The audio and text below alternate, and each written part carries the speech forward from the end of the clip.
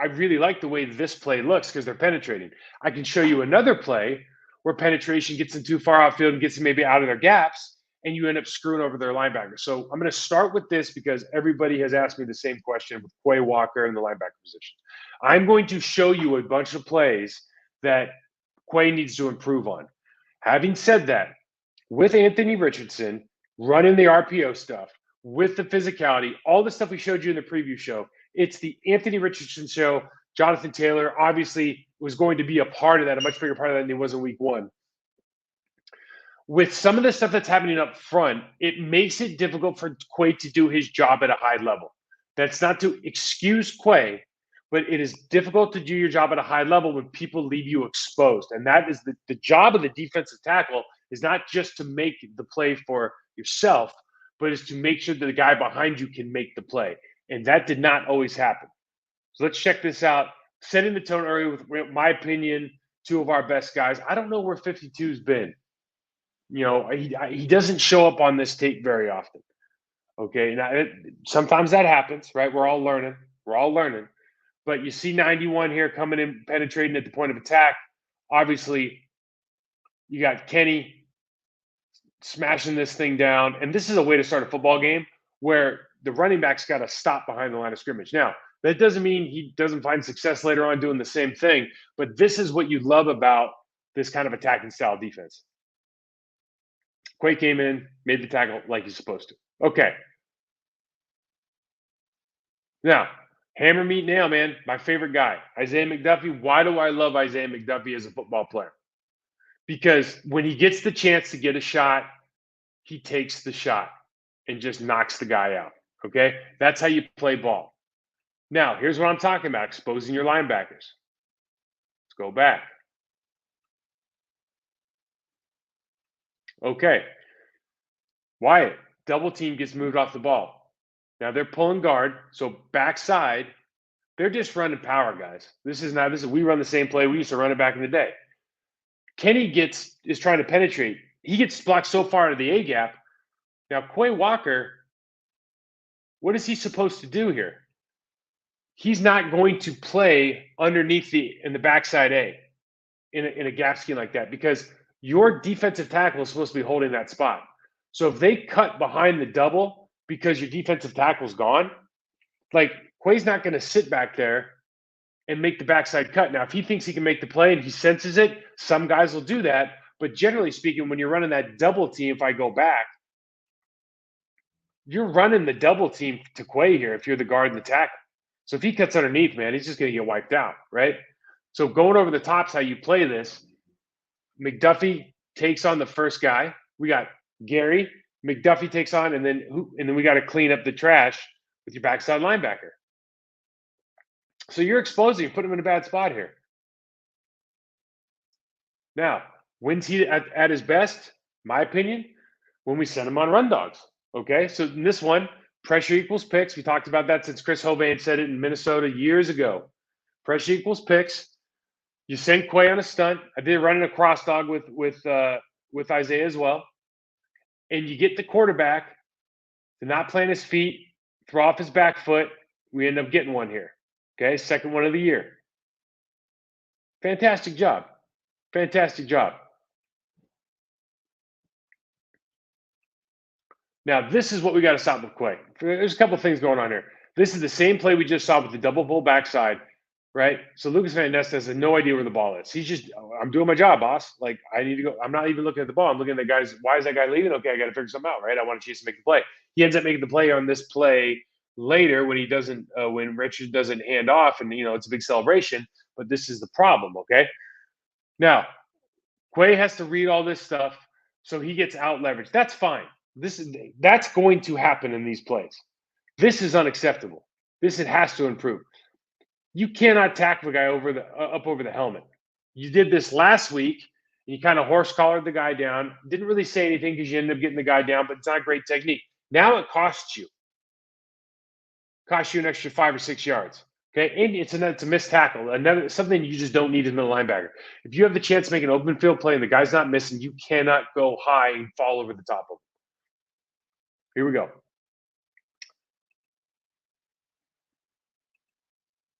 So you got to trust your guys. So we did a late stem. We're bringing the safety off the edge. So we've got defensive end rocking into either the B or the A gap. We got Kenny going to the backside A. Okay. So Quay, you got to trust that your guys are going to be in their spots. Okay. You've waited and you've hesitated now. And that backside center put two hands on Kenny, left that arm free, and you have not gotten to a spot. You read this out a little bit too long. And so now you punch away with two hands and commit your body. And when the back makes the cut, you can't get back in. That's your play to make. How do we want to do this better? First of all, we want to identify now and get to your spot and be downhill and aggressive. Keep your left hand free, step and stab with your right hand, okay? And now you can just stay square, make that shoulder tackle, bring that right hand over late. This is a 5-yard gain, 4-yard gain, not a 15-yard gain. When in doubt, this is part of this defense that you like. You can get low and penetrate and just jack everything up, okay? Again, Taylor's a good running back. He ends up getting 2 or 3 yards. But when you make him stop in the backfield, it's a whole different ballgame. Play speed. Okay, why do I show this? So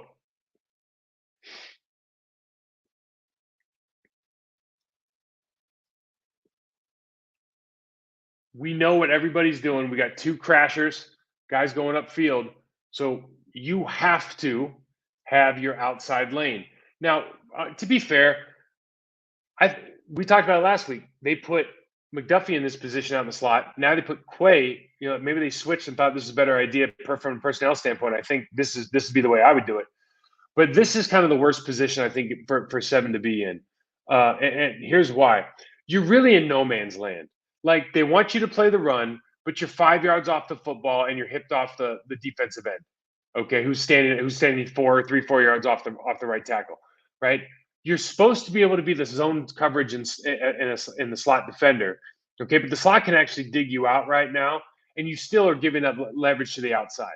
So this is like one of those positions where we put it on the board, and it's really difficult to execute, especially if you're going to have Rashawn Gary go inside, I think, like he is right now. So he goes in. The problem is McDuffie is taking the right footwork. He's going downhill. Quay's going out to the slot. And this is when you talk about, when you talk about how's this guy playing, well, these are the kind of things where you go, where are you going right now? There's been nothing that suggests the ball is going to the slot as a pass. From the jump, everything that you saw suggested run. Like, no matter what you're tracking, if I go back, watch the right guard, it's a run block. Okay? There's a mesh handoff look. The quarterback's facing the other direction. There's nothing that suggests you should be running off the screen. And so you end up making, this is another one of those, like, well, I made the play. It's like, yeah, but it's 10 yards past the line of scrimmage. It's too easy. And that's the scheme was sound. But the execution at that position, and I get it, it's tough. But trust yourself, trust your keys, know your reads, and go. This is the absolute worst nightmare if you're an offensive lineman. So they run a TE game here with Devontae Wyatt, and I think it's Van Ness. Okay. And the guy who's supposed to win here is Van Ness. But Devontae Wyatt ends up beating a tackle over the corner for a sack. And I'm telling you, this is one that you don't plan on giving up. This right here, you just do not plan giving that up as an offensive lineman. Like, when you look back at your career, he's going to remember that play forever. Because, like, remember that one time I got beat by the T and the TE over around the corner on the outside? Wild, man. Wild. Okay, fundamental difference in these two players is just demonstrated by on a play where neither of them make the tackle. Okay, so let's just watch Isaiah McDuffie first. Isaiah McDuffie goes, he backside handoffs. The guard is coming up to block him, so he slingshots himself off. So he keeps away from that player and is in a position to fill the gap and make the play. Okay, he doesn't end up making this play, and he's not fast enough to get there, but he fundamentally does the right thing. Okay, now let's go back because this is kind of the crux of the development cycle right now when we talk about our former number one draft pick. We watch Quay. He allows, I think that's the center, to get to his body and just gives him like a kind of a shouldered, kind of lean thing instead of and head across instead of stabbing away, attacking him, same foot, same shoulder, stabbing in his chest and separating. Because what happens now, I think this is the guard, because the center's coming around, and now instead of getting to the outside, he's able to get knocked off, okay? And they can get outside leverage on this play. If he does what he's supposed to and keeps that lineman off him, either with his hand or getting lower and ripping through and not giving him anything to touch, like that's the fundamental difference in linebacker play right now. If you want to do things like you can be really good and still miss some of these basic things and get burnt.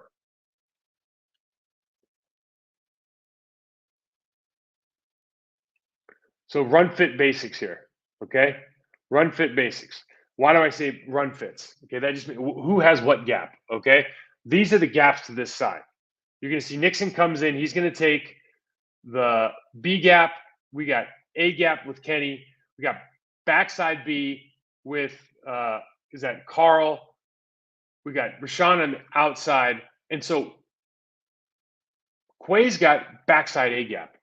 Why is that significant? Okay, that means the space between the left guard and the center. The center is right now going to get the double team. You can see the left guard's coming off of 94.